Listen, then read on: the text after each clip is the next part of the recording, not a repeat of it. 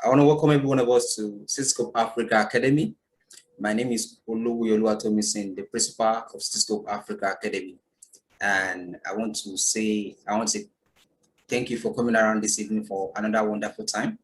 Last month, we had a good section with Jennifer Uyilade, and this is just like a build-up or a continuation of what has been said by another speaker, and looking at our different facets for us. And you can check that out on our YouTube channel, which is Cisco Africa.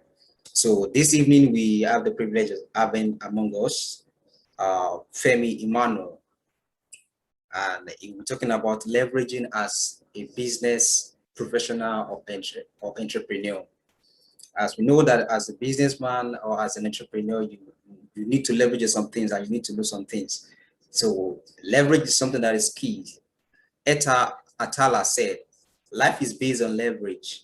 The more you know how to leverage into life, the more successful you will become.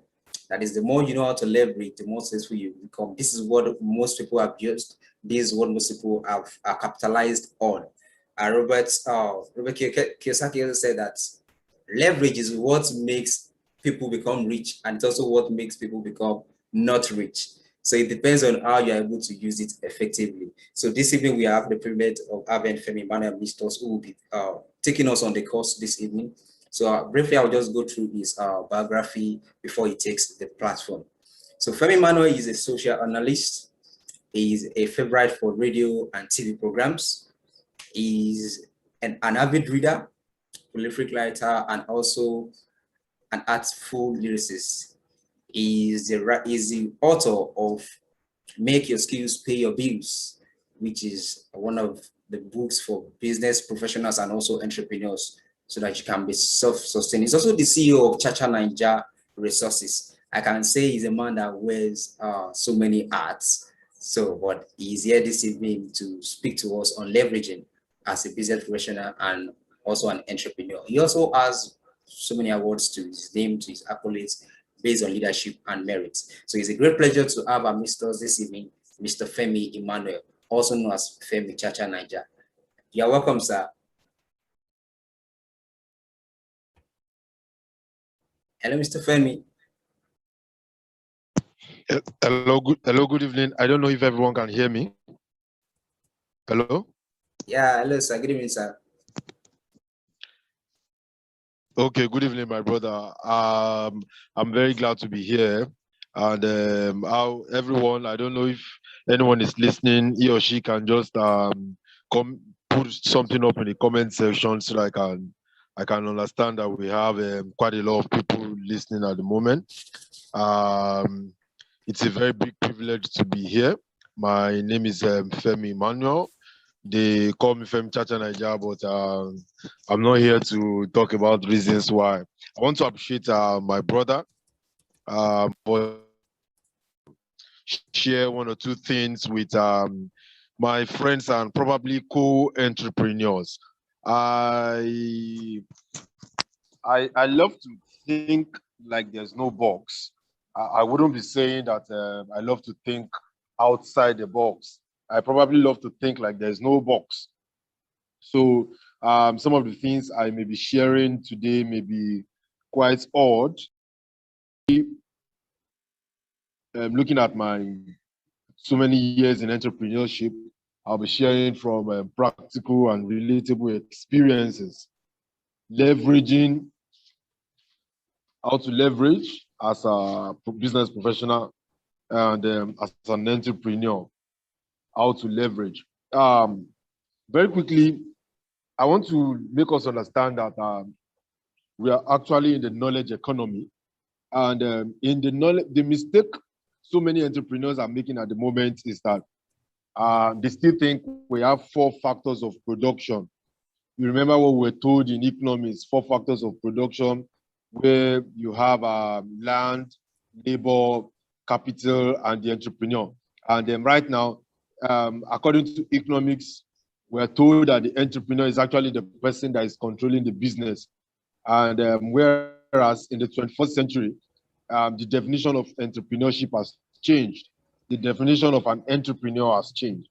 So if you do not know who you are as an entrepreneur or as a business professional, then you will be struggling, or let me say, you will be striving where you are supposed to be thriving. There's a difference between thriving and striving. And according to the Pareto principle, the 80-20 rule, you agree with me that 80% of entrepreneurs are striving, while only probably 20% are thriving. So permit me to start with what entrepreneurship is not. I want to use that as a foundation so that when I now talk about what to leverage on, we'll be on the same page. So what entrepreneurship is not. The first thing is that entrepreneur, I'll be saying probably 7 or 10 things entrepreneurship is not, but I'll be very brief and fast so that I can catch up with my other events for the day. Apologies to the organizer and my brother. I'll try to be very brief in all of my explanations, but I promise that I'll be willing to answer questions in case there is any need for clarification. Okay, let's get down straight to business. What entrepreneurship is not, or what a business or who a business professional is not. Number one, entrepreneurship is not skill acquisition. It's not. It's never skill acquisition. We have a challenge where, especially in Nigeria, where government does or and private individuals do a lot of skill acquisition programs, and you find out that these people are only self-employed. They are not entrepreneurs. Maybe that helps me mention, that leads me to number two. Entrepreneurship is not self-employment.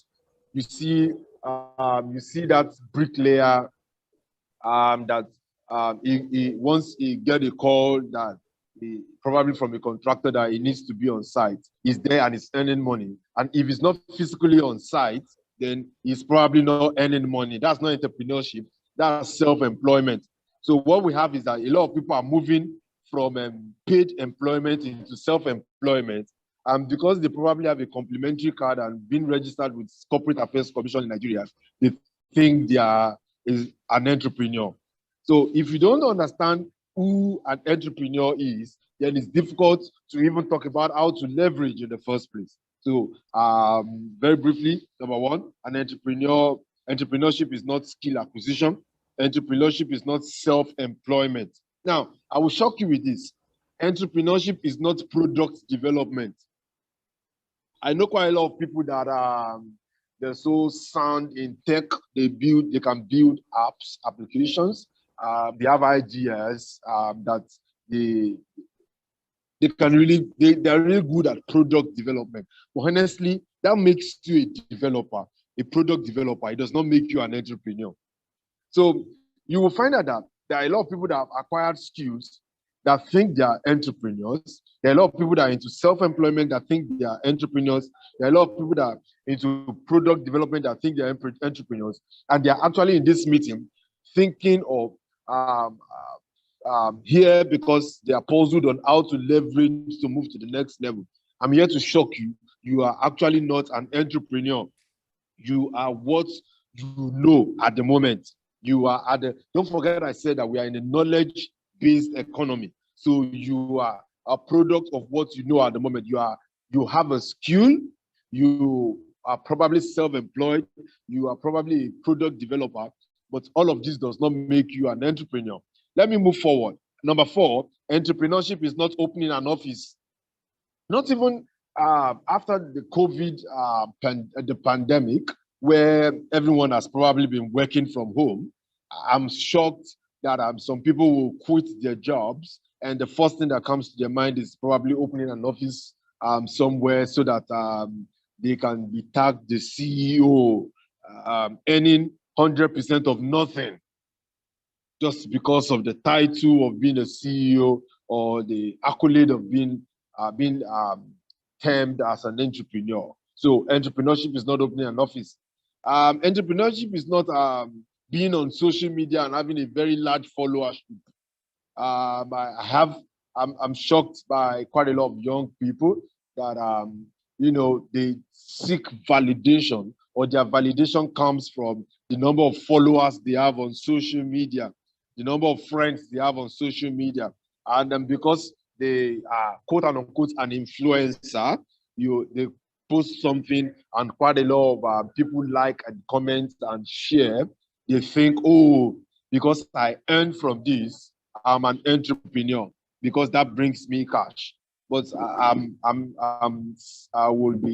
saddled with the business of announcing to you today that you are not an entrepreneur. You are just an influencer. That is what you are. That is who you are. You are not an entrepreneur. And if you don't know why or who an entrepreneur is, then there's no reason why you should even be thinking about leveraging in the first place. Permit me to talk about, I have close like 10 or 15 stuffs here that I've written about what an entrepreneur is not. But let me mention 7 so that we can save time and move into all we have to say today. Entrepreneurship is not buying and selling.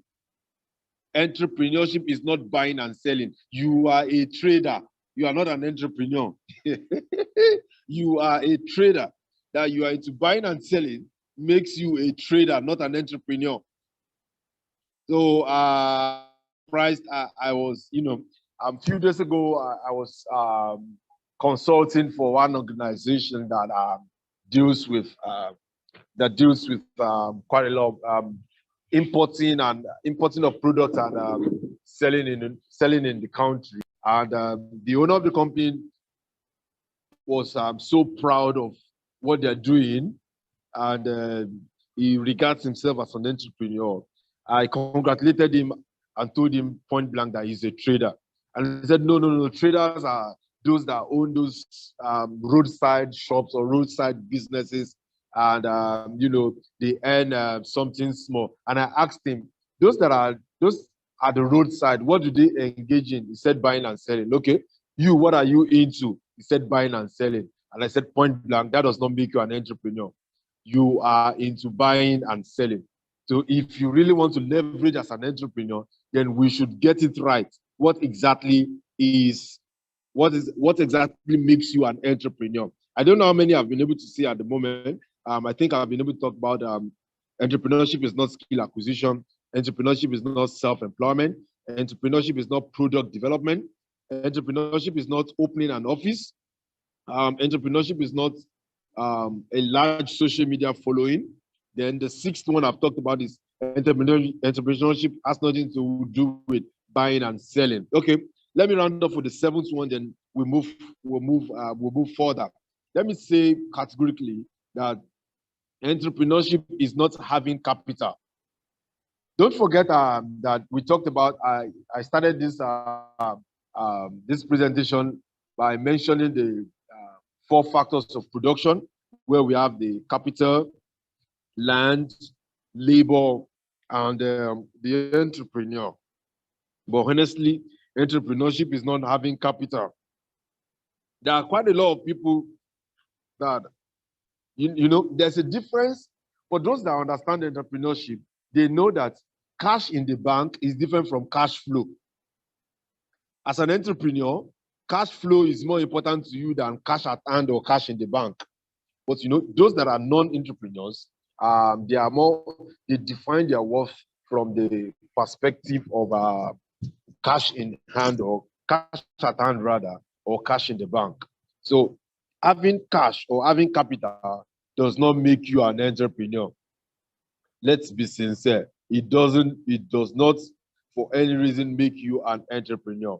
Then I think the next question we should ask ourselves is, what then is entrepreneurship? What then is entrepreneurship? If all of what I've listed so far, and I still say that I have close like 15 of them, but we've been able to mention 7, then what then is entrepreneurship? Now, I'm going to look at entrepreneurship from 4 key areas. 4 key areas. Number 1 is, I hope I'm not too fast. Please, if you're following me, can you let me know? I want to be sure that I'm not talking to myself and that I'm not too fast. Please, can you? Okay.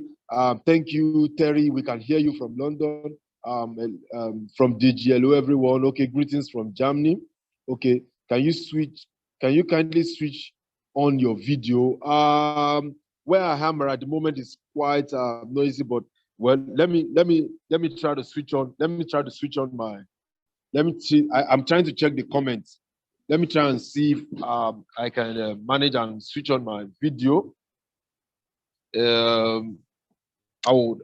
I was actually on the road, but I think I've been able to find somewhere I can just check into and do this briefly. So I'll switch on my video right now. So okay, but if you're following me, I really want you to put something in the comment section so that I can be sure that we are together. Please just let me know if you are following. If you're in the comment, put something in the comment section and let me know that we are together actually.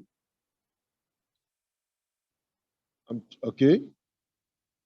Don't mind where I am. I just had to pull up somewhere so that we can. Okay, we are hearing well. Thank you. Listening carefully. Thank you. Okay, from DG, thank you so much. From Terry, we are hearing well. Thank you. Can I have 2 more witnesses? Okay, yes, following.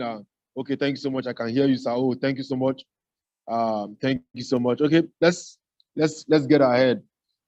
Sorry if it's not really clear. I'm not home yet. I'm not at home yet, but I have to do this for my brother. So I just had to check in somewhere to be able to do this. Let's move ahead. So we've been able to identify out of the 15 things I wrote what entrepreneurship is not, and I've been able to share with you 7 things. So I said basically, entrepreneurship is 4 things to me. 4 things. Let me quickly mention those 4 things. Number 1, creating prosperity. Number 1, creating prosperity. Number 2, engaging resources. To me, entrepreneurship is engaging resources. Number 3, entrepreneurship is building a system. Building a system. That's number 3. And number 4, entrepreneurship to me is improving the system. I want us to look at entrepreneurship from those 4 points of view. Number 1, creating prosperity. Number 2, engaging resources. Number 3, building a system. And number 4, working on the system. Now let me also say that and looking at these 4 things, you agree with me that entrepreneurship has more to do with mindset. Thank you so much, sir. I can see. Thank you for putting it up. Entrepreneurship is those 4 things. Thank you so much, sir.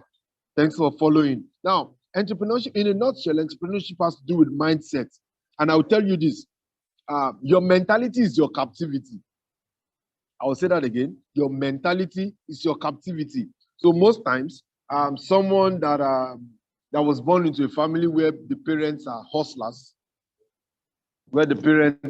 hustlers, you know, they deal in buying and selling.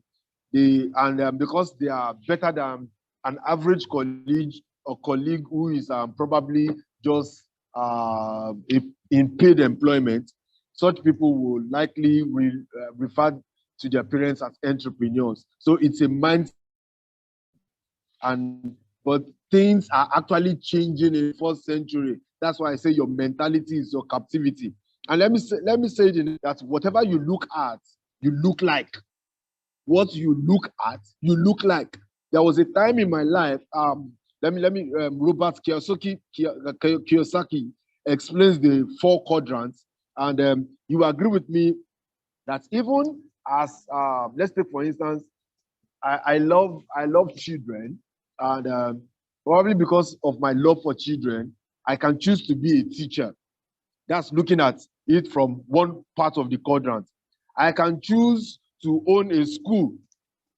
That's looking at it from another quadrant. It still has to do with love for children. I can now choose to own different schools, or 2 or 3 schools. And there's another part of the quadrant where I can have money and invest in people that own schools just because of my love for children. But you know, there's one person that is looking at it only from the perspective of being a teacher because he or she loves schools. And because the person now becomes a home tutor, the person feels he's an entrepreneur, he or she is working for herself. So entrepreneurship is wide, and I want us to look at entrepreneurship from those four key perspectives. So if you agree with me, to a large extent, that entrepreneurship has to do with creating prosperity. When I talk about creating prosperity, I mean creating value, creating opportunities, creating wealth. That's what I mean by creating a prosperity. See, if you are into something and 2, 3, 5 people cannot say because you are into that thing you are doing, they've been so blessed financially, then excuse me, you are just self-employed. How many people can look you in the eye and say, wow, because you are doing what you're doing, that is the reason why I earn ABC. That is the reason why I earn 1, 2, 3 for myself. That is when you can say that you are creating prosperity, and that's when you can say that you are an entrepreneur. Engaging resources. Engaging resources has to do with organizing the factors of production and providing a workspace. How much of the factors of production are you putting into place? The land, the labor, the capital, how many more people that are entrepreneurship minded do you have actually working with you? Not really on full time. How many of them are actually working with you and they are earning so much? They are earning so much that because they are earning so much, you are also earning more. Then building a system. I think building a system on its own will take us 2 hours. Talking about building a system on its own will take us 2 hours, because if you are an entrepreneur and you cannot define how you have achieved success, and find it easier to replicate such process without you being physically involved, then you are not an entrepreneur, you are just self-employed. You are self-employed. You have to be able to define how you've been able to achieve that goal, and how you can now tutor someone else to do it at your absence, and the person should be able to still replicate the same level of results. That's when you can say that you have built a system. That's when you can say that you're an entrepreneur. Then definitely working on the system. Definitely working on the system. Definitely working on the system. Okay, let's move further. I'll be talking about there's something that is called the Maslow's law, and I'm sure that quite a lot of us will be familiar with Maslow's law. From the lowest level of Maslow's law, there's something we call the psychological needs. The psychological needs talks about your air, water, food, shelter, clothing, and there's also the safety needs that talks about the personal security, employment, resources, and health. There's also the love and build. See, the reason why I'm talking about Maslow's law is because as an entrepreneur, you must understand your level of thinking and who or what category precisely you are relating with. If your line of business is relating with those at the lowest level of the Maslow's law, you cannot expect to earn so much compared to those that are the peak of the Maslow's law. So as an entrepreneur, one of the things, don't forget I said that we are in the knowledge-based economy. So one of the things you have to feed yourself with is knowledge. In fact, knowledge is a big leverage. Knowledge is a big leverage as an entrepreneur. You don't joke with knowledge. So let's move quickly. There's something I wrote in my book. I talked about as an entrepreneur, you must understand 4 things. And I'm going to list those 4 things right now. I hope we are writing. I hope we are learning. And I hope I'm not too fast. Number 1 is affection. Number 2 is attention. Number 3 is absorption. And number 4 is automation. I'll take that again. Number 1 is affection. Number 2 is attention. Number 3 is absorption. And number 4 is automation. Now, I'll tell you this. Affection is where it is passion. You are driven by passion. Thank you so much, Cityscope Africa Academy. Thank you so much for listening all of the things I'm saying. Affection is where you are driven by passion. But I'm going to shock you. Passion is not enough to be an entrepreneur. You can be passionately stupid. You can have so much passion and you are not smiling to the bank. Passion is really not enough because most people stop at that level of like, oh, I love children. Oh, I'm going to go into teaching. You can be in teaching and be very poor and be frustrated because you think that all you need to do well as an entrepreneur, all you need to leverage on is affection. Affection can help you start, but affection will not keep you going. Affection cannot keep you going. I need to say that again. Affection is good enough to help you start the business, but affection cannot keep you going. At some point in time, you may slide into depression because affection is not enough. Number two is attention. Now, this is where I have problems with most entrepreneurs. When I talk about attention, what I mean by attention is that you are supposed to surround yourself with people that are entrepreneurship minded. You cannot set out to be an entrepreneur and those you take advice from are self-employed, but because they are earning more than you do, you think that we have a very wrong definition of success in the 21st century, where someone who has a car, even though the car is even what was it called? The person took the car on loan, but because the person has a big car, some people think the person is successful. So when I talk about attention, attention has to do with, let me quickly say 5 things that I mean by attention. Number one, associating with people that are entrepreneurship minded. See, don't joke with that. That is where your leverage is. How much of entrepreneurship minded people do you have in your circle? One of the good things that I did for myself is that I made sure that I surrounded myself with people that are entrepreneurship minded. We may not look like where we are going, but the truth is that we are on the same page as far as where we are going. So surround yourself with people that are entrepreneurship minded. One good thing again is that you must have people that are actually getting the results. People that are getting the results. Number two, I said number one, when I talk about attention, I said number one has to do with associate with people that are entrepreneurship minded. Number two is study active startups and companies. Most people that call themselves entrepreneurs have not even done that at all. And all of this information are available on Google. All of this information are available on the internet. Study active startups. How many startups have you studied? I'm talking about Nigerian startups, foreign startups. How many of their histories do you know? See, my friend, myself and my friend were talking 3 days ago, John Obidi. I'm sure some of you know John Obidi. Myself and John Obidi we were talking 3 days ago before his program. He went on live on YouTube yesterday. And then we were discussing about the misconceptions certain people have about Bill Gates. So many people celebrate the fact that Bill Gates was a dropout, but they've forgotten that his leverage lied in his mom, who was actually on the ladder as far as corporate business is concerned. Bill Gates' mom introduced Bill Gates to top people. Bill Gates' mom gave the leverage to Bill Gates to pitch Microsoft and software development to IBM.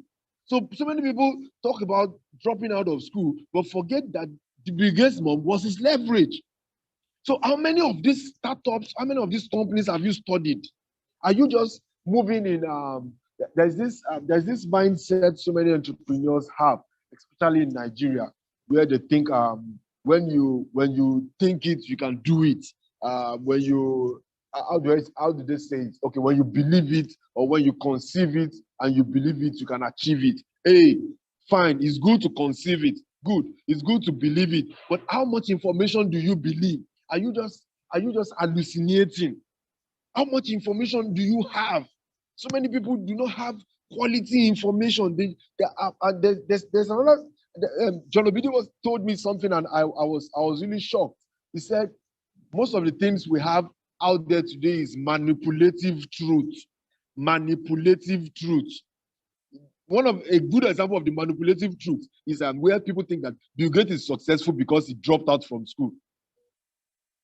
That's a manipulative truth. That's just half of the story, for crying out loud. His main leverage is his mom. If the mom had not introduced him to pitch to IBM, Bill Gates would not be where he is today as an entrepreneur. So don't fall for half truth. Dig in deep. You have enough resources to research. Research. You should be able to have enough facts and details for yourself. So I'm saying it specifically that as an entrepreneur, study active startups and companies. Number 3, study high growth entrepreneurs. That's another thing I advise you to do. That's a good way to leverage when it comes to attention. A very good way to leverage when it comes to attention is studying high growth entrepreneurs. See, 10 people can be doing the same thing, but only 2 people could be getting the results. Are you envious? For instance, I'm into school business. I own 2 schools by God's grace. One in Ijebu and one in Alakupo in Lagos. And one of the good things that is helping school development is that I've taken time to study high growth school owners. I've taken time to study them. I can take them to lunch. I can take a school owner to lunch, spend as much as whatever to get information. But so many people, in the name of mentorship, they just want free information. These people will not give you facts. And you can't claim to leverage when you don't even know the direction you're supposed to go, when you don't even know where you're supposed to spend your energy, when you don't know the direction you're supposed to spend your cash. I sit down with quite a lot of them. I can mention 1 or 2. Corona. We sit down, we talk. I ask questions. So I'm not making silly mistakes. People in the area where I have my schools think that I'm a genius, but the truth is, I've learned completely from those that are getting results, and I'm only adding 1 or 2 things. There's something about football. I'm sure you've heard that. You don't. How do they say it? You don't change a winning team. I also like to say that you don't change a winning formula, but most people don't even have the formula at all. They just want to do try and error. When some people have gone ahead to do well as far as what you're trying to do is concerned. Let me move faster because of my time. I need to get out of where I am at the moment. Number 4, experiment, execute, and experience. See, there's no other way to leverage your level of attention if you are not willing to experiment. Yes. Have I lost money as an entrepreneur? Yes. But did I gain knowledge? Yes. I've gained so much knowledge and experience. There are so many. See, I know a lot of poor people that have never lost money, but I do not know a high net worth entrepreneur that has not lost money. The only thing such entrepreneurs are in control is the volume or the amount of money they are willing to lose. That's what they are in control of. The volume and amount of money they are willing to lose. But I know quite a lot of poor people that have not lost money. The only way they've lost money is through betting. You go to Niger Bet. What do they call those? My friend Aki Alabi has a Naira Bet. And let me not share some of those secrets though. Let me get back to what I was talking about. Now, number 1, I said you must be able to associate with people that are entrepreneurship minded. Number 2, you must study active startups and companies. That's a good way to leverage when it comes to seeking attention. And you see, I said earlier on that affection is not enough until you begin to get people's attention. Until you begin to get attention, then you are not an entrepreneur. You are not even in the game to make money at all. You are just like every other person. There's a difference between there are 10 pepper sellers in this locality, and people should say there is 1 pepper seller that is doing well among all of them.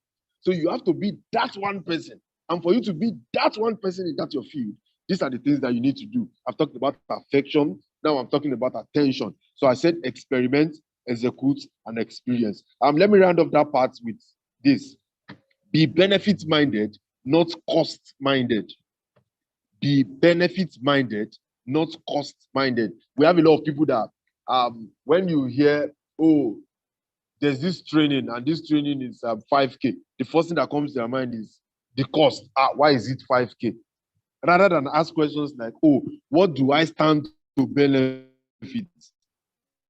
At the moment, rather than ask real questions, oh, can I things I stand to benefit from this training, how to leave that training a better person. And when they highlight the benefits and you find out that it's none of the things that you need, you walk away. It's not about asking first that, oh, how much is it? Is it not too much? As an entrepreneur, you cannot afford to be cost-minded. You have to be benefit-minded. Very, very important. That is how you attract attention. That is how you attract attention. Now, let me get back to the basis. I said affection, attention, and absorption. I'm already talking about how to leverage. I'm already talking about how you can leverage. Absorption. Now, when I talk about absorption, I need you to understand this categorically, that as an entrepreneur, you have to see opportunities where other people see problems. You have to see chances where other people see challenges. I'll take that again. As an entrepreneur, you have to see opportunities where other people see problems, and you have to see chances where other people see challenges. If you are not at that level of life, then please, you are not a professional and you are not an entrepreneur at all in the first place. You are just not an entrepreneur. You are not a professional. Going forward, how do you go about the absorption part? Now, I'm going to be very clear on this. I've said earlier on that entrepreneurship has to do with mindset, and your validation as an entrepreneur is not all of those 7 things out of 15 things I've said. Your validation lies in 2 things. Number 1, your number of customers. Number 2, the quality of your customers. Number 3, your market share. I'll take that again. Number 1, your number of customers. Number 2, your quality of customers. And number 3, your market share. How much of the market do you own? That's one of the reasons why Nigerians think that Dangote is a monopoly, probably because he has over 60 or 65 or 70% share of the market. That is what makes you an entrepreneur. But let's localize it in your environment. Where I have my school, how much of the market share do I have? How many pupils from survey are in that community? 100. If there are 100 pupils, how many of these 100 pupils are actually in my school? That's when I can talk. That's when I can say that I'm an entrepreneur. Your number of customers, the quality of your customers. Don't forget, I already talked about your mass close law and how so many people deal with the bottom base of the mass close law. So without mentioning words, I would love to go ahead by saying that some of the things that you really need to do to leverage is actually cultivating core entrepreneurial skills. Core entrepreneurial skills. Now, if entrepreneurship is not having capital, if entrepreneurship is not about having an office, if entrepreneurship is not about skill acquisition, if entrepreneurship is not about all of those things that I've said, then definitely leveraging has to do with you having core entrepreneurship skills. Now, let me quickly clarify some certain things to you. Technical skills is not the same thing as entrepreneurship skills. That's where many people get it wrong. Technical skills is not the same thing as entrepreneurship skills. Technical skills has to do with, let me give you a good instance. I'm into plumbing and I'm a good plumber. That is technical skills. It does not make you a good business owner when it comes to plumbing business. I don't know, maybe somebody is following what I'm trying to say. Let me give another instance. Being a good teacher, that I graduated with first class in BEd, is a technical skill. It does not mean that I can run a school effectively and efficiently. So the mistake most people make is that they mistake technical skills for entrepreneurship skills. I hope we are together. Please let me have you in the comment section if you are following me, please. I want to make sure. Thank you so much. Thank you so much. I really appreciate Cityscope Africa Academy. Thanks for the update on everything I'm saying. I really appreciate. Please, if you are following me and you are with me, please can you just drop a comment on the chat so that I can thank you. We are following. Olaide Awusoya, thank you for following. Can I have 4 more people tell me that we are following, and we just move ahead to the core entrepreneurial skills? Olaide Awusoya, thank you once again for following. Okay, Cityscope, thank you for following. Stellar Consulting, thank you for following. I really appreciate. One more person and I move forward, please. I really want to know that we are following. I really appreciate you. Thank you for following. Thank you. I really appreciate. Thank you so much. Can I get one more person? Okay, Deji, thank you so much. Doing good. Thank you for following. Thank you so much. I really appreciate you. Now let's get back to business. Now, what are then the core entrepreneurial skills? Number one is the entrepreneurship reflex. That's number one. Entrepreneurship reflex. Let me quickly clarify this. There's a story of 2 people who came from the village, and when the 2 of them came from the village, they got to the park, and then they found too many commuters in Lagos, and one of them got discouraged and said, "Wow, there are too many people in Lagos already. I need to go back to my village." And whereas the second person felt like, "Wow, if there are too many people in Lagos, then I think rather than look for a job, I should go into transport business." Now, one is thinking like an entrepreneur, while the other person is thinking, permit me to say, quote and unquote, like a non-entity. Now, what do I mean by entrepreneurship reflex? Some things that automatically happens to you without you thinking about it. You are in a situation, how do you think? What triggers you? What comes to your mind immediately? Now, what are the entrepreneurship reflex? Let me quickly mention like 5 or 7. Let me mention 5 or 7 out of what the things you should leverage. Number one is reward. Look at that person that was feeling like, oh, there are too many people here. I need to go back to the village. The other person was feeling like, oh, there's going to be a great reward for me if I go into transport business. So just like I said earlier on, you see opportunity where some other person is seeing problems. So one of the entrepreneurship reflex which you must develop is the opportunity to see the reward in what you're doing, the reward in whatever situation that you are. I'll give a good instance. Once I get into, I love getting into trouble so well. In fact, one of the things everyone around me, my team members, even my wife, the team in which we run the school together, if you ask them to say 3 things about me, I'm sure that one of the things they will say is that he likes trouble. He likes getting into trouble. Because the first thing that comes to my mind is, oh, how can I document how I got out of this trouble and begin to package for other people that are in such trouble and get my money? That's the first thing that comes to my mind. So I don't start shouting at God, oh, why did I get into this difficulty? Oh God, why me? Why not me? The first thing that comes to my mind is, why not me? Why not me? I feel happy. I start rejoicing because I begin to see reward. I begin to see opportunity. Oh, wow. I'm in this right now. Oh, how can you get out of debt? I'm indebted, and the first thing I'm thinking of, oh, how can I get out of debt? Let me start writing every of the steps I took to get out of debt. Then I try to replicate the process. Then I begin to sell it as knowledge. So I'm not shouting or getting into depression because I feel I'm indebted. So reflex. You must cultivate entrepreneurship, reflex.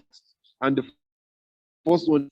Now, another thing is vision. When I talk about vision has to do with strategic thinking, strategic planning, goal setting, decision making, using your initiative. That's my definition of vision.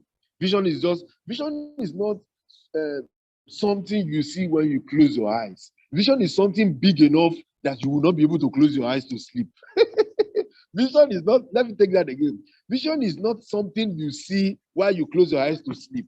Vision is something big enough that can stop you from closing your eyes to sleep. So it has to do with strategic thinking. It has to do with strategic planning. It has to do with goal setting. It has to do with decision making. It has to do with how much you love to use your initiative. So let me just mention. Let me mention another thing that triggers that I call entrepreneurial reflex is failure. You know, some people fail and they quit, but as an entrepreneur, you fail and you are questioning the process. You are looking at, oh, what part of the process did I get wrong? Instead of dumping the entire process, you are looking at rehabilitating the entire process. Failure is a feedback to entrepreneurs. Why? Failure is a reason to quit to losers. But as an entrepreneur, you see failure as a feedback. I've had reasons to lose money, but I saw it as feedback, as reasons why I shouldn't invest money in one or two things, or reasons why I didn't invest money at the right time. Failure is a feedback. Failure is not a reason to quote or quit rather for an entrepreneur. Let me leave the triggers. There's no time. I'm seeing that it's 8:47 already, and I was given like 45 minutes. So I'm like 2 minutes out of my time already. I don't know if you can give me 10 more minutes so that I can try to rush up other things and round up. I don't know if I have 10 more minutes, please. My organizer, please. Do I have 10 more minutes, please? No problem, sir. Okay. Thank you so much, my brother. So let me leave entrepreneurial reflexes and let's go into other things. I was talking about core entrepreneurial skills, and I said number one is actually the entrepreneurial reflex. Entrepreneurial reflex, very, very important, because when you talk about reflex action, sneezing, your heartbeat, things you are not in control of. So you would have built yourself to a level whereby you can automatically react or act instead of reacting. That will now bring positive things. So number one is your entrepreneurial reflex. Number two is your creativity. You are in a community, everybody is selling foodstuff, everybody is selling beans, for instance. But your creativity tells you that in that locality, some people leave very early in the morning and they come back very late. And they don't have time to decant their beans. What do? You buy beans in bulk, you decant them by removing the dirty ones, and now begin to seal and package and seal pure beans that has been decanted, and they just have to cook directly. They just pour. In fact, look, imagine now adding in the sealed beans, adding salt and what else do they use to cook beans? Sorry, I'm a bad cook. I don't know how to cook. I need to admit that. So in the nylon, in the packaging, there's a small space for salt. There's a small space for curry, and you are now selling it in an estate to people that do not have time to start picking beans. That is entrepreneurship, because you are no longer just an ordinary seller. You are not into buying and selling. You are now into solving problems of cooking. People that cannot sit down to decant beans because they don't have time. So creativity is very important. That's an entrepreneurial skill, not just skill acquisition. Creativity is very important. So number one, I've talked about entrepreneurial reflex. Number two, I talked about creativity. Now, number three, relations. Now, when I talk about relations, I mean, we have a lot of people that have problems with communication. They have problems with communication, and I'll tell you why. We came from a background where, while growing up, your parents tell you don't talk to strangers, and that kind of a mindset, growing now as adults, you are in a bus. You don't know that you are an entrepreneur. Instead of you to be very free with people, and you should build your. If I get into an environment, within 10 minutes, everyone will feel like they've known me for like 5 years. Because I know that I'm an entrepreneur, and what is most important to me is the ability for people to see me, to love me at first sight, ability for people to see me as a go-to person, ability for people to be able to create to relate with me just because they're seeing me for the first time, but they can relate with me. See, when you build yourself as far as relation is concerned, there's this trust. People can just trust you without having proof. They just feel like I love this person and I trust this person. But you're at an event and you're sitting all by yourself. You're in a public bus.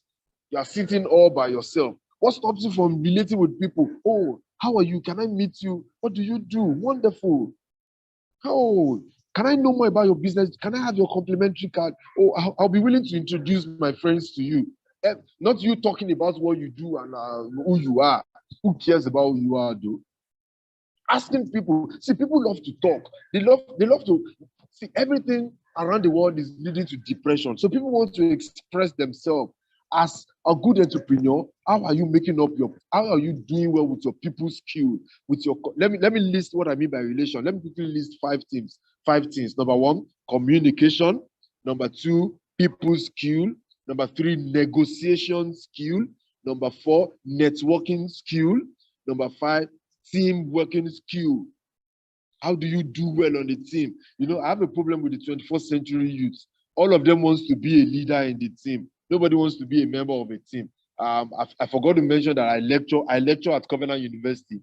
And last week I was okay, this week that just passed, I gave some of my students a project, and I found out that almost everybody wanted to be the leader of the team. Almost everybody wanted to feel big, you wanted to be the leader of the team, for crying out loud. That's why you find out that so many people that are supposed to be partnering with other people to do well in business are busy setting up their own organization and setting up their own businesses. When you're supposed to be earning 50% of something, you are earning 100% of nothing. 100% of nothing, because you don't understand what relations has to do with communication, people skill, leadership, negotiation, networking, team spirit, teamwork, affection. All of this is what relation has to do with. Let me rush up. Okay, this is 8:52. I'm going to round up by exactly 9 o'clock. When I talk about core entrepreneurial skills, I've mentioned two. Let me talk about the third one. The third one is what I call enterprise. I've talked about entrepreneurial reflex. I've talked about vision. I've talked about creativity. Now, the fourth one is enterprise. Are you enterprising? When I talk about, what do I mean by enterprising? I mean, you must have the ability to spot opportunity. Number two, you must have the ability to sell yourself. You must have the ability to sell. Now, for some of us that did PR, I'm a PR professional by his grace. I'm a chartered PR consultant, NIPR chartered, National Institute of Public Relations chartered. And there's difference between marketing and selling and advertising. But entrepreneurs don't even know. You don't even know what you're doing. You say, "Oh, I want to post on my status," and I ask some entrepreneurs, "Okay, what exactly are you doing? Are you advertising? Are you selling? Or you are marketing?" They don't even know what they're doing. They don't even know the difference. And we are in a knowledge-based economy.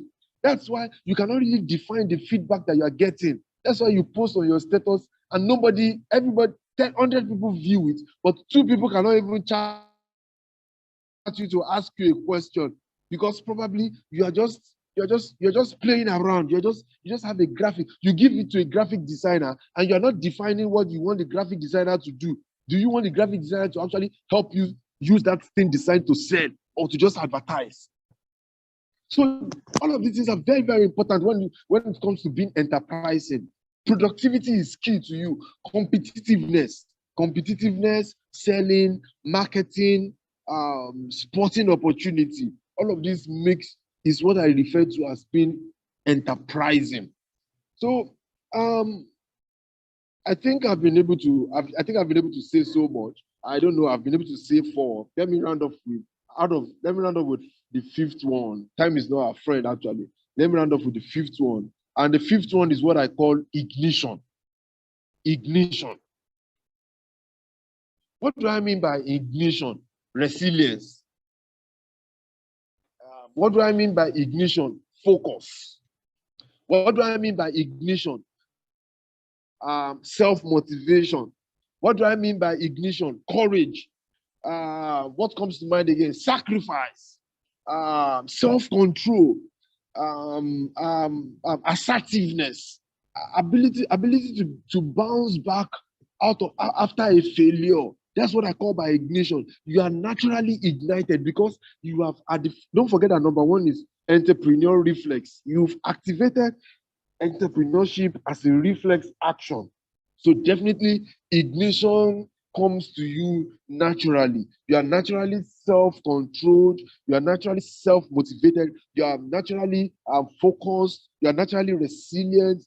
You are, you are naturally a risk taker. Naturally, you love to make sacrifices because you know that the goal ahead, is much more than whatever pain that you are going through right now. And so let me round off on that note. For 5 things we've been able to talk about, and I've been able to also share with you the Maslow's law.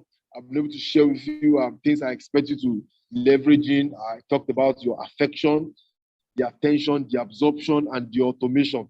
The automation is probably the only part I've not been able to really flog well. And a 21st century entrepreneur understands that the process must be able to repeat itself without you being there. That's where the automation comes. That's where the automation comes from. I have a school. Uh, I teach mathematics, physics, and chemistry very well. Now I'm leaving primary, secondary school level. I'm into lecturing, and the process is repeating itself. I've been able to achieve results. I've produced students that had A1. I've produced students that had 340 something plus in JAM. But the question is, have I been able to document how I was able to achieve this process? Okay, then those that I'm handing over to, even though I'm not willing to give it to them as a goal, but have I really understood the process of how I was able to help these students achieve those results? Automation is now you being able to now teach the process and still get the same result via other people. That's really very, very important. That is when you say that you are leveraging. That is when you say that as an entrepreneur, you are making money, you are smiling to the bank. That's the difference between someone that is self-employed and someone that is an entrepreneur. That's the difference between someone that just has an office and thinks he or she is an entrepreneur. I want to believe that if you've not learned anything from whatever I've said, don't forget that entrepreneurship is a mindset thing, and that we're actually in a knowledge-based economy. And in a knowledge-based economy, your mindset is really, really important. It is your mindset that defines how far you go in life. Thank you so much for having me. I remain my very humble self, Femi Emmanuel. I appreciate this privilege and I do not take it for granted. Thank you so much for having me. Thank you so much, Mr. Femi. It's really be an enlightening time. So just quickly before other things, so we've had the lecture from our guests. Is there any question? Anybody have any question? If you have any question, kindly unmute and then let's hear your question.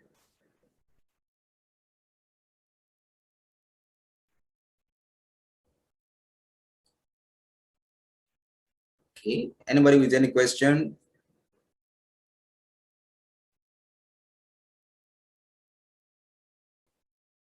Okay, Stella Kozati is saying, thank you so much, Mr. Femi. You did a great job.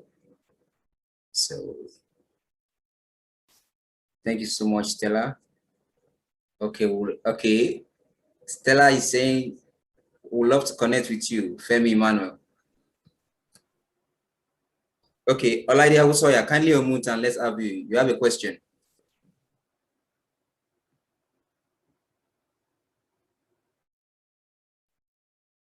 Olaide Awusoya, are you there?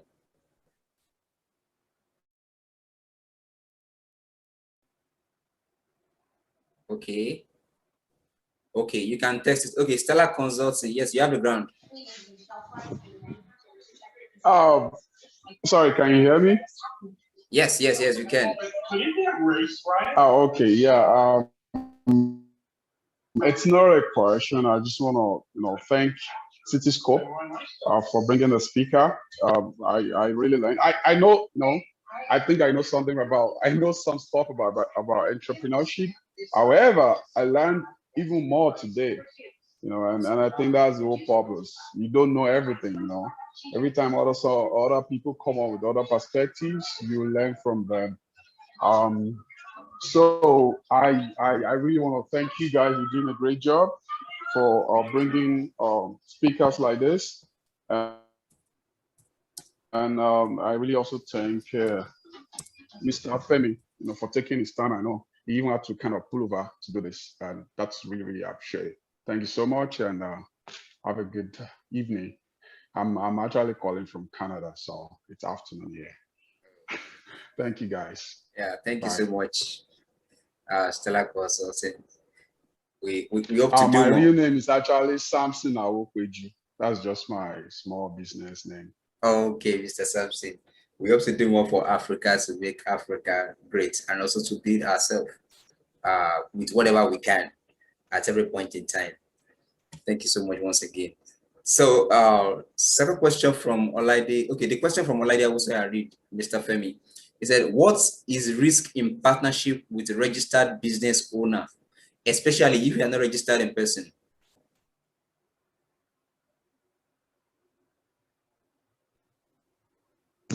Can you take the question again, please? He said, what is the risk in partnership with a registered business owner, especially if you are not registered in person? Okay. That's a very good question, and permit me to tell you three things. Number one, even living in any part of the world itself, it's a risk. You wake up, you are in a public bus, you don't even know the driver, but you are just taking the risk because you must move from where you are to where you ought to be. So life itself is a risk. So as an entrepreneur, the first thing you need to ask yourself is, what do I want from this? Then number two is, how long do I want to be involved in this? Then number three, where do I go from here? Now, when you have answers to those three questions, you will find that partnering with anybody will not be an issue to you. Then number two, you will not feel used because you yourself have defined. Let me give a good instance. I was into banking. I won't mention the name of the bank because they are not paying me for advert. I graduated with a first class, and I was in banking. Got a good job on the day of convocation. Everyone was celebrating. Oh, this guy is a genius. This guy is a genius. But deep down within myself, all throughout my school life, I was doing tutorials.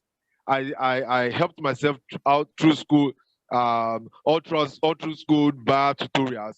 And then I saw naturally that teaching, lecturing comes to me, but I didn't do anything that has to do with education. So I was in the banking sector, and I was not feeling fulfilled. That entrepreneurship part of me was not just being activated. But you know what I did when I made some money from banking? I wrote application to two top schools that I wanted to teach. Now, those school owners felt like, oh, they were using me. But the truth is that I defined how long I wanted to stay with them. Oh, here I want to stay for 2 years, and A, B, C, D, E is what I want to get out of here. And I was so focused. While they were using me, I was volunteering to do more for them because I knew what I wanted out of the partnership. I knew what I wanted out of the relationship. And I knew how long whatever molestation or humiliation I'm facing was going to last. They think it's going to last forever because they didn't even know my antecedent. Even in my CV, I didn't even put it that I worked in a bank. I didn't even put it there. I even acted like I was, I was teaching in the roadside or nearby school, and I just needed a higher experience. So they felt like they were using me. But the truth is, it was mutual. So while going into a partnership, don't forget those three questions I said you should ask yourself. Why do I need this? What do I intend to gain out of this? And for how long do I want to be in this? For as long as you get those three questions right, then you know your next level. You know, oh, where next do I really want to move up to?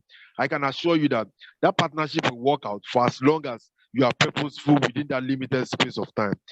Thank you so much for that question, and I hope you really got value from my answer.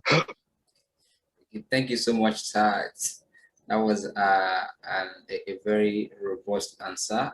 I don't know if Mr. Lide is satisfied with that. Can indicate in the chat box. Okay. So is anybody with question? Anyone with question before we bring everything to a close this evening?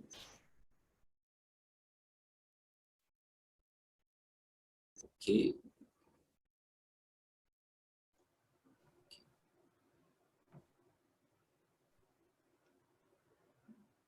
Mr. Femi Emmanuel, good evening.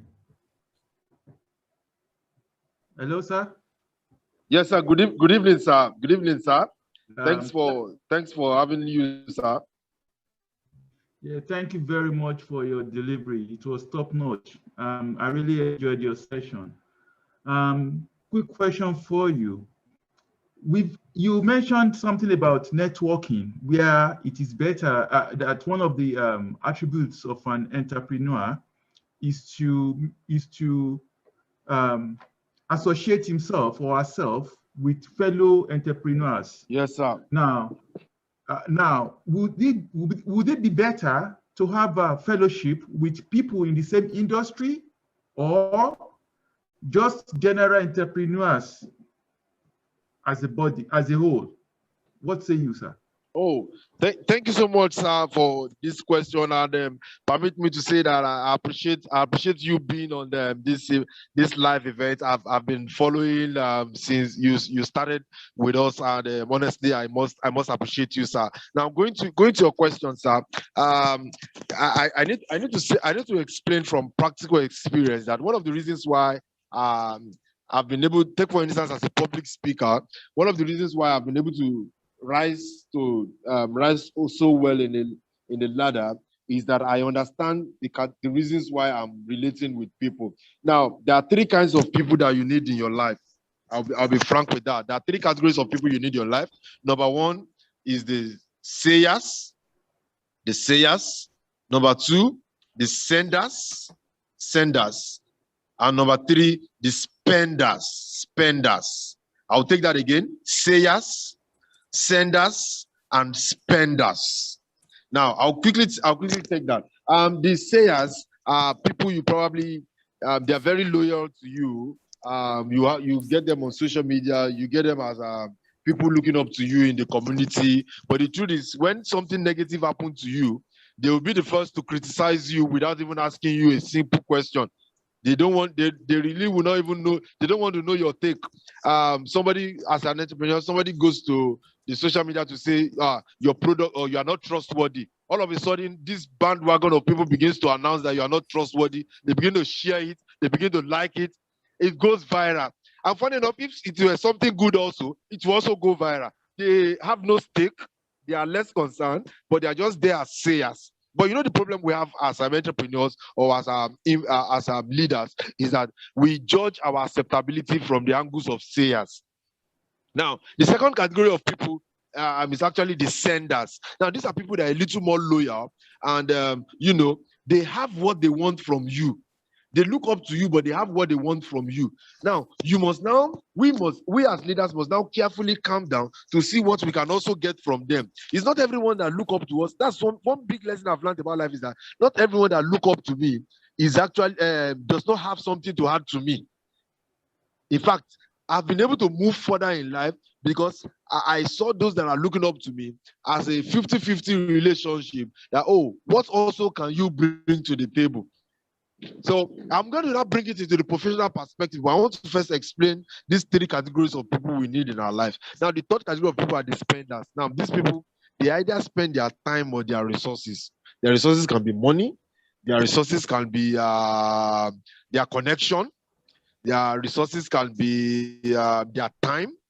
But once they are with you with any of these, once they're with you on any of those three things I mentioned, then I can assure you that you have made it in life. You can just go and start celebrating. So now, what do you do as an entrepreneur? Now, as a startup, the first thing to do is to have 70% people outside of your industry and 30% people that you are looking up to in that industry. 70% of people outside your industry and 30% of people that you are looking up to in your industry. Now, the reason why you need 30% of those that you are looking up to in the industry is because those that you are competing with will begin to see you as ahead of them because of the caliber of people that associate with you. Now, the 70% of people, there's something called the blue ocean strategy. I think one of these days when my brother brings me back, I will come and share with us the blue ocean strategy, how to think outside the box and affect the market. Let me give you a good instance. When Picnic was in Nigeria, and then Picnic was only affordable for the rich because they had the liquid that was very expensive. But when Cowbell came into Nigeria, they applied the blue ocean strategy and begin to package powdered milk for 10 naira, as low as 10 naira, because they had a different category of people they wanted to reach out to. They had a different category of people. So that's the blue ocean strategy. So now having 70% of people outside your industry helps you to see the leverage of the blue ocean strategy. I will give you a good instance. You don't begin to see from the perspective of how they need your material and how you also need them, rather than just looking at it from the level of competing with those who are in the same market alone. So I advise that you do a 70% outside your terrain and 30% those that you are looking up to. Now I'm going to round off this question on this note. One good thing I love to say again about networking is that it is good to be a market player, or it is good to move with market players, but understand that you are good being the least among the best than being the best among the least. Once you get that clear, then we are good to go. It is good to be the least among the best than the best among the least. And that was why I said earlier on that it is important that you are associating with 30% of people that are doing well in the industry, but 70% of people outside that industry, so that your creativity comes up and you begin to look at how you can collaborate to earn more, rather than just looking up to people that you have to be competing with every now and then. Thank you so much for that question, sir. I really appreciate you, sir. Mr. Akolade Ayorinde. God bless you, Daddy. Thank you so much, sir. Thank you very much. Your answer is spot on. Thank you so much, Daddy. Thank you. Okay, thank you so much. That was explicit. Any other question in the house? We'll bring everything to a wrap this evening. Okay. So in the absence of any other questions, I want to appreciate each and every one of us for coming on board this evening, although some people have left. And Mr. Sampson has also left. I would have loved you to just give him, well, I will try to see if I can connect with him later on so I can link him up. So because he said he would like to connect with you, but he's unfortunately he has dropped off the call. So but we'll try to reach him. I will give you I'll provide his contact. Myself too, I would love to contact Mr. Femi Emmanuel. Okay, so, no problem, sir. So both of us, I will get in touch with Mr. Femi. Okay, Daddy, no problem, sir. Thank you so much. Okay, no problem. So thank you so much. So we do have this class every month, and each time is communicated with a unique guest at every point in time. Those of us that register will get the mail. Some of us will get the Zoom link details already if you have registered earlier with us. So just keep a tab on your mail. You get a mail from us next month concerning the next session and the speaker that is coming on board. So I know myself, the principal of Cityscope Africa Academy, and we are on all platforms as Cityscope Africa, and we also have an app which is Let's Go Nigeria app. It's a tourism app which you can explore for education and tourism, or maybe you want to visit some place, whether in a state, Lagos State, you want to go anywhere and you are stranded, just download the app on Google Play or Apple Store, and then you can check out the features of wherever you are, and then you find a place to relax and cool off. So we're also on all platforms. Let's Go Nigeria, Instagram, Facebook, LinkedIn, and also Twitter. So thank you so much, everyone. Once again, I wish you all a great night rest and happy weekend. Wishing you also a happy new week in advance. Thank you so much once again. Have a good evening. Thank you. Thank you.